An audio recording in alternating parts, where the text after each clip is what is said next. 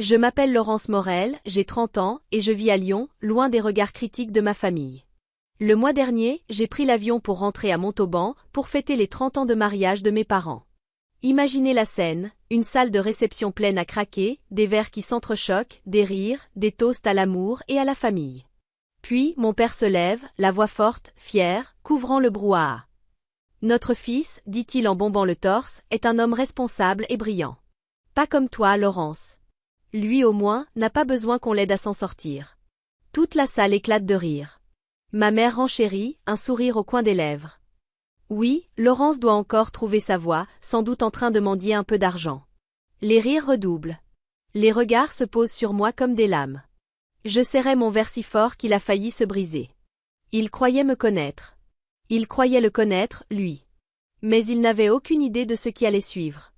J'attendais ce moment, non pas pour me venger, mais pour dire la vérité. Moins de 5 minutes plus tard, le silence tomba dans la salle quand j'ai révélé mes revenus et la montagne de dettes de mon frère. Si toi aussi, ta propre famille t'a jugé à tort, raconte ton histoire en commentaire. Je les lis toutes. En grandissant à Montauban, dans une banlieue tranquille, ma famille donnait l'image parfaite de la classe moyenne. Une maison à 2 étages, une pelouse bien taillée, un panier de basket dans l'allée et un frigo toujours plein de gratins. Mon père, ancien responsable de magasin, gérait la maison comme une entreprise, tout devait être à sa place, surtout nous, les enfants. Ma mère, ancienne comptable devenue femme au foyer, tenait les comptes et les albums photos avec la même rigueur. Mais derrière la clôture blanche, il y avait un favori évident, mon frère aîné, Étienne. Depuis que je savais lasser mes chaussures, Étienne était la star. Ses bulletins couverts de très bien étaient accrochés au mur du salon, à côté de ses coupes de foot. « Regarde ton frère, disait mon père, fier comme un paon. Lui, il ira loin. » Étienne savourait chaque mot, paradant dans la maison, toujours prêt à me rappeler son dernier exploit.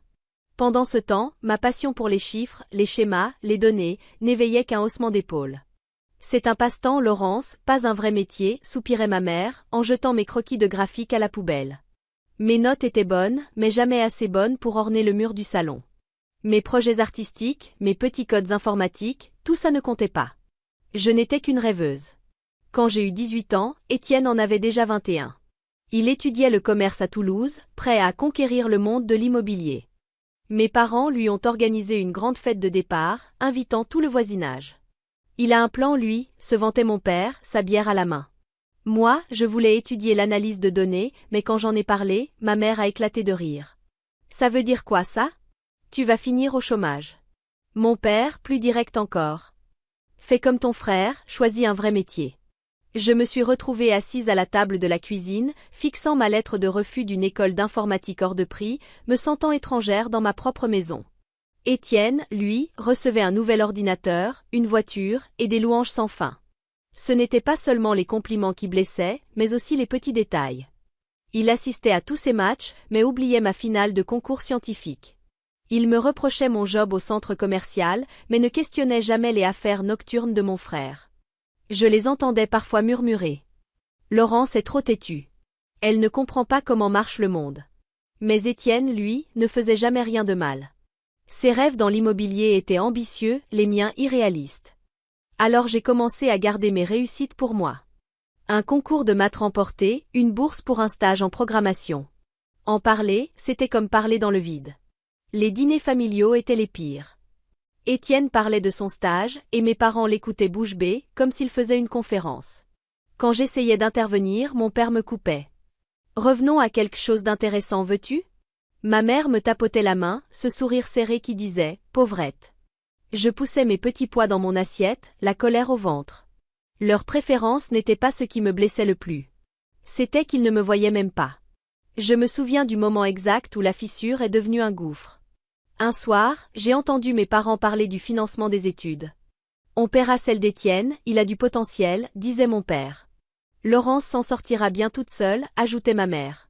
Elle est indépendante. Indépendante. Ce mot m'a brûlé. Il ne le disait pas par fierté, mais pour signifier que j'étais seule.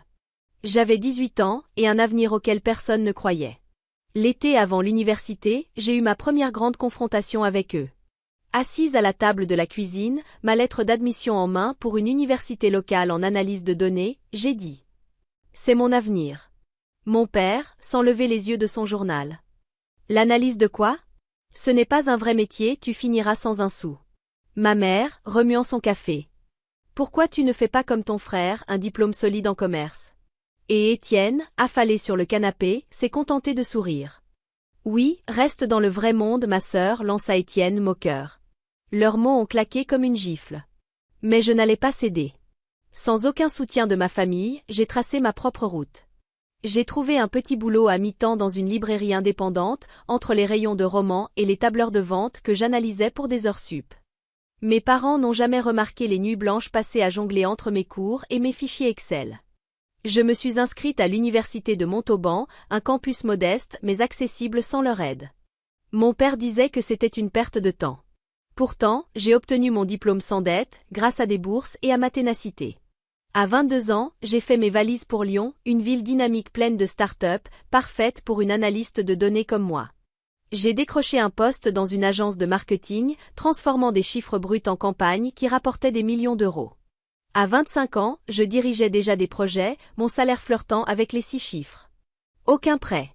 Aucune aide. Juste ma détermination. Pendant ce temps, Étienne nageait dans les louanges de mes parents. Ces affaires immobilières à Toulouse étaient le sujet préféré de chaque appel familial. Ton frère vient encore de conclure une vente, s'extasiait ma mère au téléphone, sans jamais me demander comment j'allais. Mon père, lui, m'envoyait des articles vantant les succès d'Étienne, comme pour me rappeler à quel point il réussissait. Mais j'ai commencé à voir les fissures. Lors d'une rare visite à Montauban, Étienne est arrivé dans une BMW rutilante, les chromes étincelant au soleil. « Nouvelle voiture », a-t-il lancé fièrement, en jetant les clés. J'ai levé un sourcil. « Et tu paies ça comment ?» Il a haussé les épaules, fuyant la question. Plus tard, je l'ai entendu au téléphone, la voix tendue, parlant de paiement en retard. Mes parents, eux, ne semblaient rien remarquer, ou préféraient ne pas voir. Je continuais ma vie à Lyon. Mon loft en centre-ville était mon refuge. Aucun trophée sur les murs, juste ma propre fierté tranquille. J'ai été promue analyste principale, dirigeant une équipe qui concevait des campagnes nationales. Les clients me félicitaient, certains allant jusqu'à m'inviter à des conférences. L'un d'eux m'a même fait venir à Paris, me disant que mes analyses étaient révolutionnaires. J'ai envoyé un mail à mes parents pour le leur dire, espérant un mot de fierté. La réponse de ma mère? Une seule ligne. C'est bien, mais as-tu parlé à ton frère dernièrement? Mon père, lui, n'a même pas répondu. Leur silence m'a blessé, mais il m'a surtout donné une force nouvelle. Je ne faisais plus tout ça pour eux. Je le faisais pour moi. La vie d'Étienne, en revanche, commençait à s'effondrer. Lors d'un appel avec ma mère, elle a laissé échapper qu'il lui avait demandé un petit prêt pour couvrir des frais d'entreprise. Il se développe, c'est tout, a-t-elle dit d'un ton détaché. Mais sur ses réseaux sociaux, dîners luxueux, costumes de marque, escapades à Nice, tout criait excès. Ma curiosité a pris le dessus. J'ai commencé à creuser. En quelques clics, j'ai trouvé des documents publics, un de ses projets immobiliers avait fait faillite, laissant des investisseurs furieux. Des entrepreneurs impayés murmuraient leur colère. Je n'ai rien dit. Pas encore. Je gardais ça en tête, un morceau de puzzle à ressortir au bon moment. À la fin de ma vingtaine, ma vie était stable, solide, épanouissante. Mes économies étaient confortables, ma carrière florissante, et aucune dette ne me liait à personne. Mais chaque appel à la maison sonnait pareil. Des éloges pour Étienne, ses nouvelles opportunités, ses grands projets. Jamais un mot sur mes réussites. C'était comme si j'étais invisible, ma réussite, une note de bas de page qu'il refusait de lire. Et pourtant, j'espérais toujours. Qu'un jour il me verrait. Cette petite lueur d'espoir m'a porté. Jusqu'à l'invitation pour leurs 30 ans de mariage, la fête qui allait tout changer. Un soir, Inès m'a appelé depuis un café de Lyon. Sa voix était basse, presque pressée. Lo, il faut que tu entendes ça. Inès, ma meilleure amie, journaliste indépendante, avait le don de flairer les secrets. Elle venait d'assister à un événement de réseautage où quelqu'un avait mentionné le nom d'Étienne, mêlé à des affaires douteuses dans l'immobilier toulousain. Ils disent qu'il est dans la panade, m'a-t-elle confié, les mots tombant comme des pierres. Des prêts impayés, des investisseurs furieux. Je me suis reculée sur ma chaise, le regard fixé sur mon ordinateur, partagé entre curiosité et appréhension. Inès ne m'a pas poussée, mais elle a vu dans mes yeux la décision se prendre. Tu n'es pas seule dans cette histoire, m'a-t-elle soufflé. Quoi que tu découvres, tu peux y faire face. Ces mots ont été une bouée. Je me suis lancé à fond, mon cerveau d'analyste en éveil. Les registres publics furent ma première étape. Quelques recherches ont suffi, le nom d'Étienne apparaissait sur une série de projets avortés, immeubles jamais construits, terrains commerciaux abandonnés. Des documents judiciaires révélaient plus de 70 000 € de dettes et des saisies en cours sur plusieurs biens. J'ai croisé ces données avec les registres d'entreprise. Son empire n'était qu'un château de cartes, bâti sur des crédits risqués et des promesses creuses. Mon estomac s'est noué. Étienne n'était pas le fils prodige qu'il croyait, il se noyait dans ses dettes. Le plus dur, c'est quand j'ai compris que mes parents le couvraient. Lors d'un appel tendu, ma mère a fini par admettre qu'il lui avait envoyé de l'argent pour l'aider à passer un cap. Il traverse juste une période difficile, a-t-elle dit, la voix défensive. Ton frère a de grands projets. J'ai insisté. Combien exactement? Elle a esquivé. C'est une affaire de famille, Laurence. Mais je ne comptais pas lâcher. J'ai fouillé plus loin, leur compte bancaire commun, encore actif. Et là, la vérité m'a coupé le souffle. Ils avaient viré des milliers d'euros à Étienne.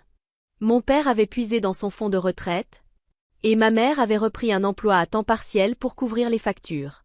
Ils s'épuisaient financièrement pour entretenir le mirage de la réussite de leur fils, tandis que leur propre stabilité vacillait. Alors j'ai pris mon téléphone et j'ai appelé mon père. La voix calme, mais la détermination glaciale. « Pourquoi tu le sauves encore ?» ai-je demandé à mon père. Il a répliqué sèchement. Ton frère construit quelque chose de concret. Toi, tu ne peux pas comprendre. Ces mots m'ont transpercé. Ce n'était pas nouveau. Ce qu'il était, c'était la preuve qui commençait à s'accumuler. J'ai trouvé des mails entre Étienne et un prêteur, où il le suppliait de repousser des paiements impossibles à honorer.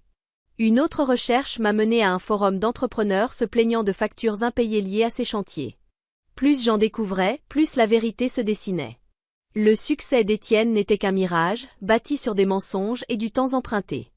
L'appel d'Inès avait allumé l'étincelle, mais c'est mon instinct qui m'a poussé à creuser. Je repensais à tous ces moments où il esquivait mes questions, à ses publications sur les réseaux, voyages, montres, voitures, un train de vie qu'il ne pouvait pas se permettre. Je me souvenais aussi d'un appel familial, il vantait un nouveau projet, mais sa voix s'était brisée quand ma mère avait demandé des détails. Mes parents, trop occupés à l'admirer, n'avaient rien remarqué. Moi si. Cette fissure fut le premier fil que j'ai tiré, et tout leur mythe a commencé à se défaire. Plus j'avançais, plus la colère montait. Pas seulement contre Étienne, mais aussi contre mes parents. Ils me donnaient des leçons de responsabilité, tout en finançant un navire en train de couler. J'ai songé à le confronter, puis je me suis ravisé. Le prévenir maintenant, c'était le mettre en alerte. Je voulais du béton, des preuves irréfutables avant d'agir. Alors j'ai continué en silence. J'ai sauvegardé des captures d'écran, des documents, des relevés, tout ce qui pourrait exposer la vérité. Et pendant que je rassemblais les pièces, l'anniversaire de mariage de mes parents approchait. Quelque chose me disait que ce serait le moment parfait pour remettre les pendules à l'heure. Un mois avant la fête, j'ai reçu un mail de ma mère. Une invitation numérique flamboyante pour une grande réception à Montauban, dans une salle chic avec traiteur, orchestre, et invités par dizaines. On voit les choses en grand cette année, écrivait-elle, fière. J'ai fixé l'écran, le ventre noué.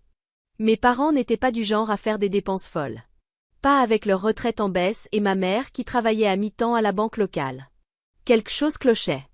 J'ai pris un vol Lyon-Toulouse, puis le train jusqu'à Montauban, bien décidé à comprendre ce qui se tramait.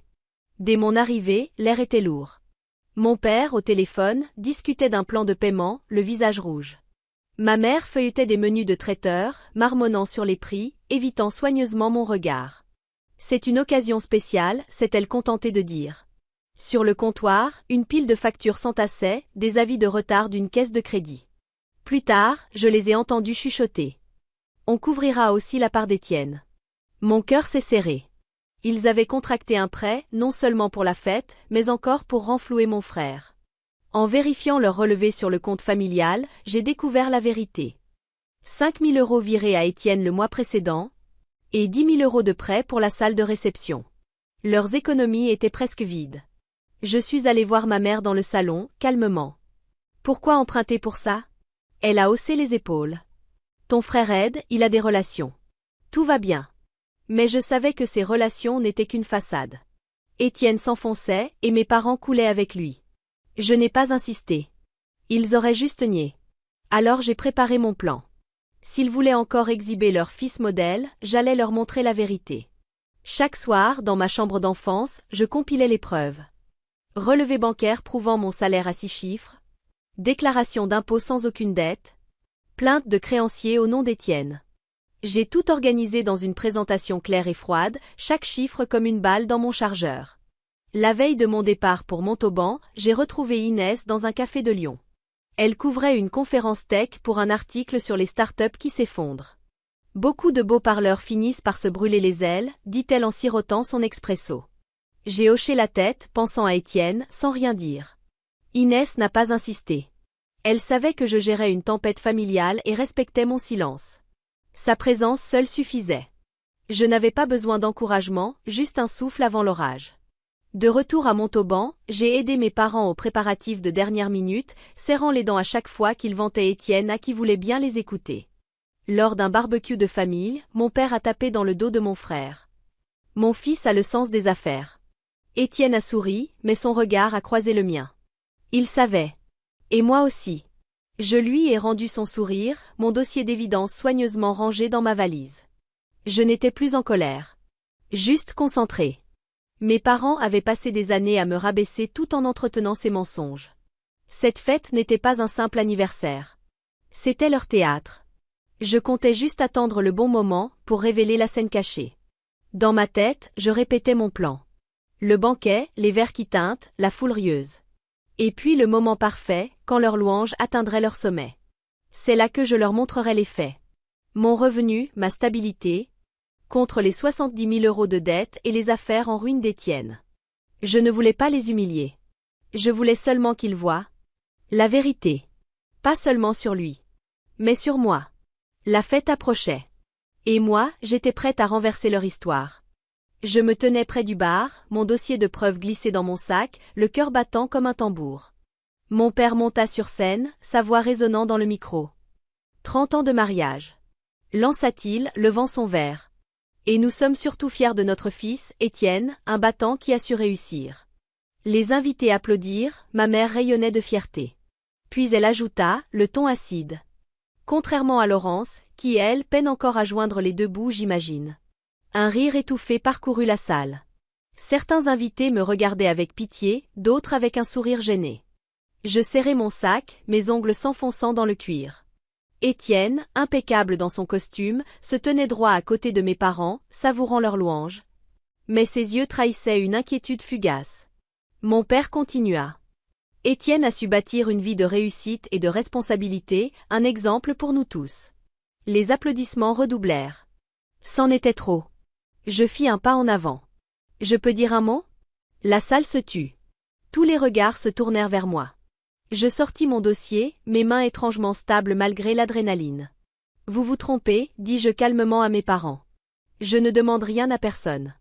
Je gagne très bien ma vie à Lyon, sans aucune dette. Je brandis mes relevés bancaires. Les chiffres parlaient d'eux-mêmes. Un murmure parcourut les tables. Je me tournai alors vers mon frère. Mais lui, il n'est pas celui que vous croyez. Je déposai les documents. Plainte de créanciers, jugement, dettes impayées. Étienne doit plus de 70 000 € à cause de ses projets immobiliers ratés. Il a ruiné ses investisseurs. Le silence tomba, lourd, étouffant. Le verre de mon père tremblait entre ses doigts. Le sourire de ma mère s'effaça, son regard glissant vers Étienne.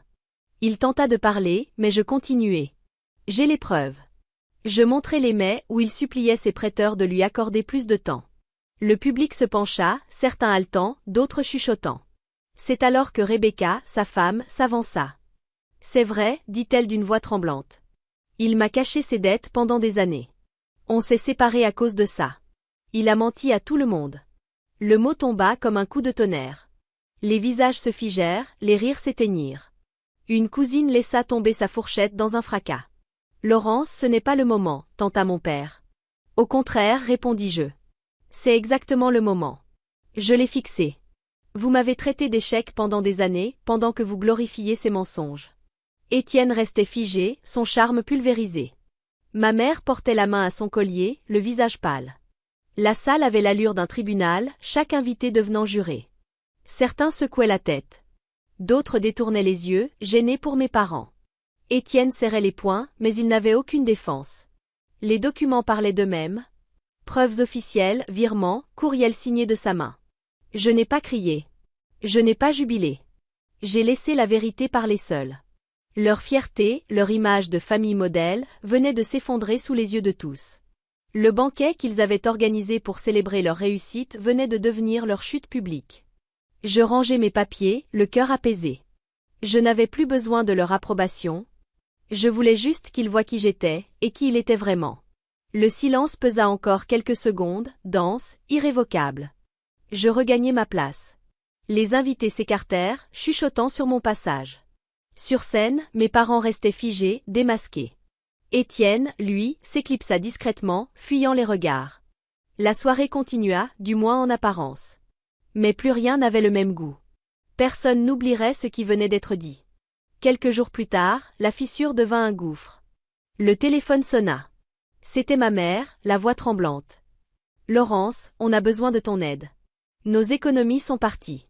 Tout est parti dans les prêts pour Étienne, et pour la fête. Peux-tu nous envoyer un peu d'argent ?» Je regardais par la fenêtre de mon appartement à Lyon, les lumières de la ville se reflétant sur les vitres. « Non, répondis-je, la voix ferme. Vous avez fait vos choix. » J'ai raccroché.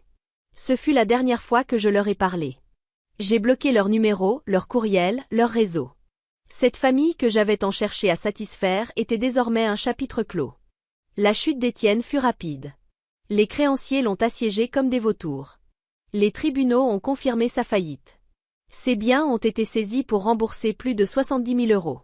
Son appartement de Toulouse, symbole de sa réussite, fut saisi et revendu. Rebecca a demandé le divorce, épuisée. Je lui faisais confiance, m'a-t-elle dit d'une voix cassée. Il nous a détruits. Je n'ai rien répondu. Sa douleur était réelle. Mais la mienne l'était aussi. Tout ce que mon frère avait bâti sur l'argent des autres et la crédulité de mes parents s'était écroulé. Quant à eux, ils ont goûté à leur propre isolement. Leur cercle social à Montauban s'est effrité. Les voisins murmuraient, les amis évitaient leurs appels. Mon père, jadis si fier au golf, ne recevait plus d'invitations. Ma mère, gênée, voyait son club de lecture devenir un silence pesant. Leur image de couple respectable, celle qu'ils avaient tant voulu préserver, n'était plus qu'une blague murmurée à voix basse. Ils ont essayé de me recontacter par d'autres. Mais j'ai tenu bon. Aucune excuse ne pouvait effacer des années de mépris. Ma vie à Lyon avait retrouvé son rythme. Mon travail d'analyste de données continuait de prospérer. Je venais de diriger un grand projet pour une chaîne de distribution. Grâce à mes modèles prédictifs, leur vente avait bondi de 20%. Mon équipe avait organisé une petite fête pour célébrer, et j'avais invité Hila, en ville pour un salon sur la tech.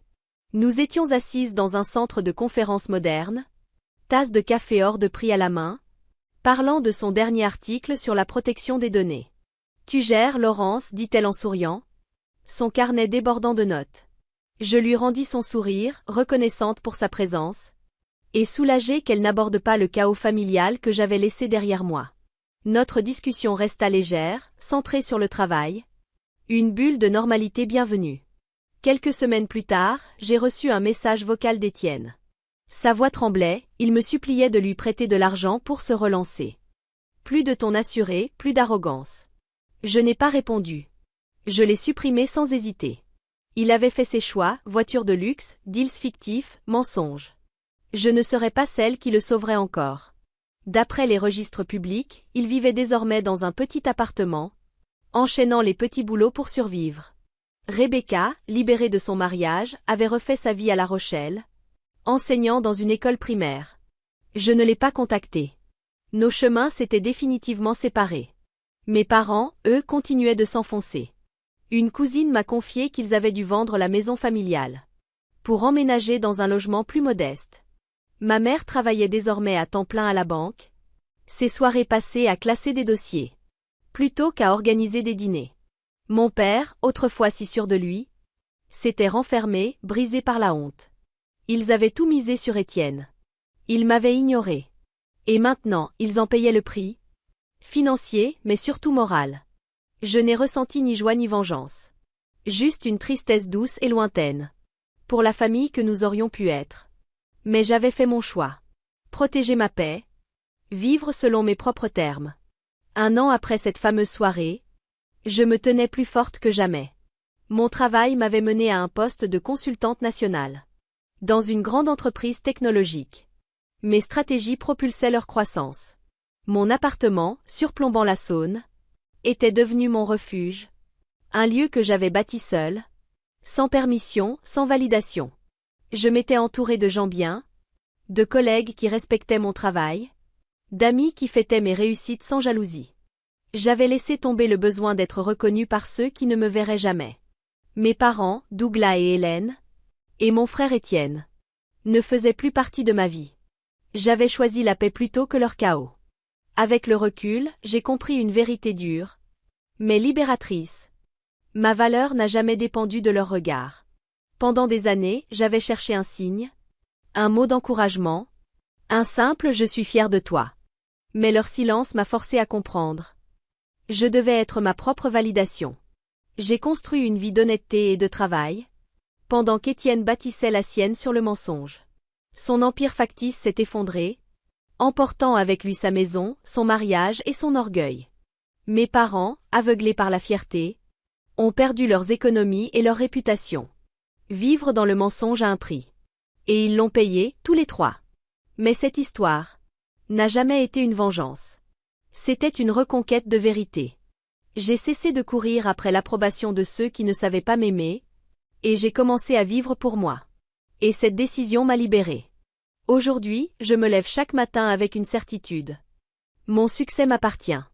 Je l'ai bâti seul, nuit après nuit, erreur après erreur, victoire après victoire. Les cicatrices de mon passé familial sont toujours là, mais elles ne me définissent plus. Elles rappellent seulement ce que j'ai surmonté. Je n'ai plus besoin de permission pour briller. À tous ceux qui écoutent cette histoire, merci. Si vous avez déjà été incompris par votre famille, ou jugé pour être simplement vous-même, sachez que je vous vois. Votre valeur ne dépend pas de leurs opinions. Elle se trouve dans la vie que vous construisez, dans la vérité que vous incarnez. Racontez-moi vos histoires. Avez-vous vous aussi eu un moment où votre famille ne vous a pas compris? Partagez-le en commentaire. Parlons-en. On est plus fort quand on s'élève ensemble. Je suis Laurence, et je suis libre. Pas parce qu'ils m'ont enfin approuvé, mais parce que j'ai cessé d'en avoir besoin. Vivre sans masque, sans peur, en étant simplement soi-même, c'est ma plus belle victoire. Et c'est la liberté que je souhaite à chacun de vous.